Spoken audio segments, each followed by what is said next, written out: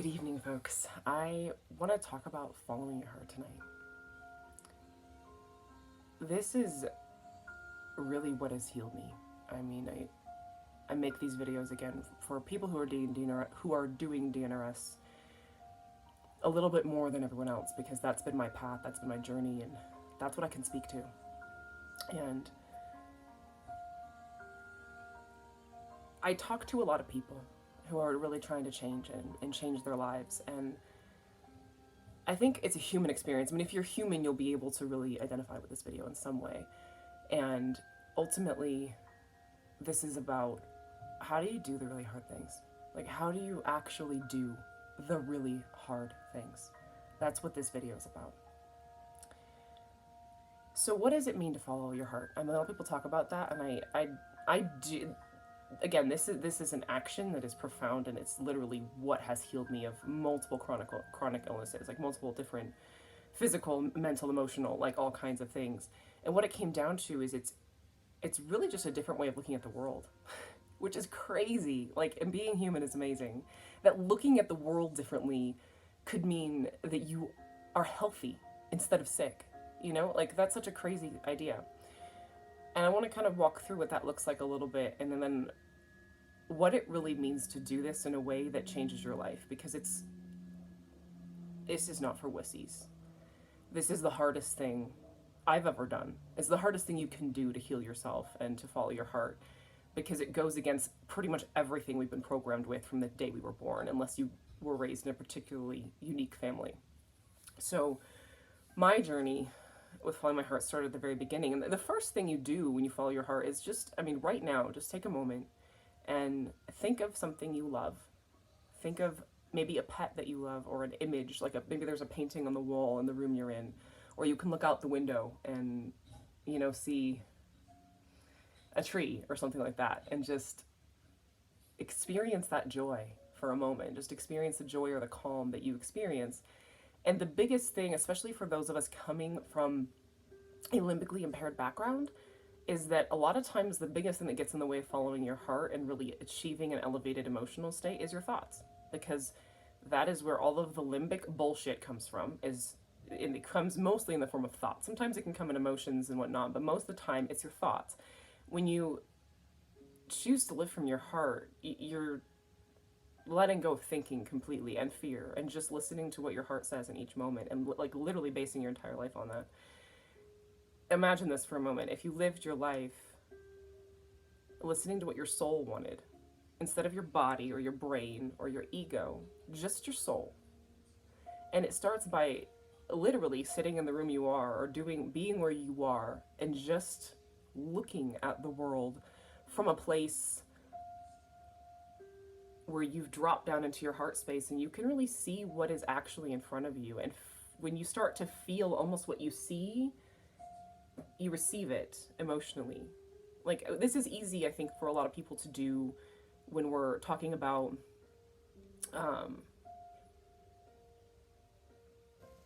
beautiful place. An exceptionally beautiful place would be very, very easy to do this with. Like a mountain range, you know, when you're out hiking or you're on a trip, people talk about seeing the views, and the point of seeing a view is to get the emotion you get from seeing the view. It's the awe that it inspires, it's the amazement that it inspires, it's the joy that it inspires, it's the whole reason you even want to go see the view. But the secret that nobody has told you is that that view that you see when you look at the mountaintop, and the view you see when you look at your newborn baby, and the view that you see when you look at a person that you really love, is actually a view that is truly available all of the time. And that every moment of life is that beautiful. If we slow down and we actually take in what's in front of us in every moment, you realize that there's so much joy. I mean, I came to a place of realizing there's so much joy in one branch of sunlight, like one branch in the sunlight. You know, on a beautiful Colorado day, I remember having the thought, like, how can I hold this much joy? How could I possibly hold this much joy? And it was like, I was just so grateful that us humans have an insatiable hunger for goodness. Our souls are always hungry for more. I mean, we wake up every day wanting more in our lives. Who doesn't want more? But the secret is when you follow your heart, you discover that the more is in your face. It's like staring you down in every beautiful flower you pass, and the rays of light that fall on your floor at sunset, and the little moments of laughter and joy that you get from your kids or from strangers in a grocery store. Like, that's where the real deal happens. That's the real thing. That's why we're so hungry all the time, because we're meant to be nourished constantly by the beauty around us. And that's what it means to follow your heart. And one other thing I want to touch on in this topic is understanding that in order to really succeed in doing this and succeed in this is, again, I mean, for anyone out here watching this who's done DNRS and is wondering how I recovered, because I've recovered, this is how I did it. I literally follow my heart in every single moment of the day, like literally every single one, which takes an enormous amount of effort. It takes an enormous amount of focus. And the biggest thing it takes that people don't tell you about is you've got to want this like you want to breathe. When you want to listen to your heart as much as you want to breathe, you will succeed. But when when it's the only thing you care about and you have no other priority in your life but to follow your heart in the moment of you're in, doing whatever it is you're doing, using whatever you have around you as something to bolster you up in your life and to draw strength from, you will succeed. And it requires an enormous amount of strength, an enormous amount of desire to do that. And this is, again, where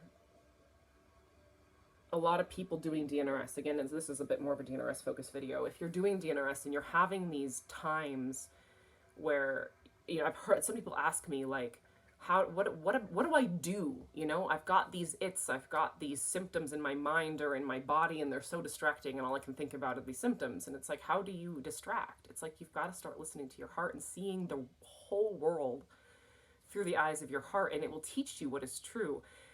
It's a matter of letting go of who the fuck you think you are and finding out who you really are by obeying your heart and listening to it and letting it be your only authority in every single moment of your life and in every situation, and letting go of caring what other people think about you and anything else that might get in the way. You'll find those roadblocks as you go along, and they all have to be let go of if you want to be free. But this is how it happens. This is how it works, is when you commit to being so present in the moment and so attuned to your own heart and so willing to let go of your thoughts and to let go of your fear and to just show up in your life with an open heart. That is what heals. Presence heals. Your heart is what heals. Willingness to be who you are, and to find out who you are by listening to your heart. That is the only thing that heals, ultimately. And that is the only thing that builds a life that's worth living.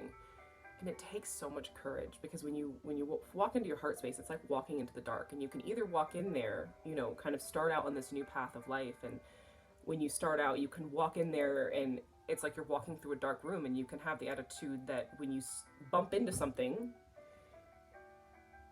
you get terrified and run back into your safe space, your familiar space where you're suffering and you're unhappy. Or you can bump into something and touch it and say, what does this feel like?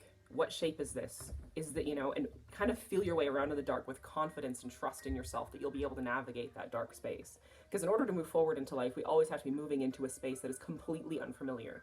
That is what it means to move forward. You're leaving everything behind that you know anything about. And you've got to trust yourself, your spiritual self, this, you know, your actual self, to be able to navigate a completely new terrain well and safely. And you can, I promise. If you approach this with confidence and courage, you will absolutely succeed. Absolutely. That is the key to DNRS, and the key to life is following your heart. And again, your heart will teach you where all of your false beliefs are. Your heart will help you find all of your faulty core beliefs, and every pop you have, and every area you need to grow. Your heart will show you the way. It will, because you'll get to a point where you're not following your heart because you're listening to something else. And guess what? That something else is that faulty core belief. It's that belief that, you know, what I look like in front of other people matters more than being authentic to myself. Or I'm, you know, whatever it is. It could be really anything. But it's honestly on my heart to share this tonight. I don't even really know why, but it just is. It's just such an important thing. I mean, part of it is I've literally just come through a spike right now, and this is how you get out of it, and this is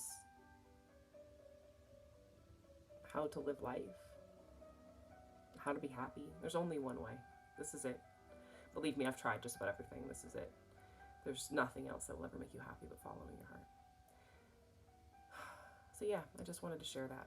So hopefully there's somebody out there tonight who needs that, or someday far, far in the future who needs to hear that you have all the answers. They're all right in here. Absolutely and completely trustworthy, foolproof, safest thing you've ever done. As much as it feels like you're jumping off a cliff, I promise you're jumping off a cliff into those little foam things that you have in like gymnastics class when you're a kid. And it's like, whee! And you just feel like you're like falling backwards off of a diving board. You're falling into a pool of foam blocks. I promise. That's exactly what you're doing. So it's safe. So jump and fall and fly, because freedom is so far beyond priceless. There's really no way to describe what freedom feels like. It's the best feeling in the world. And it's something I want dearly for all of humanity. So, good night, my friends. Go follow your hearts.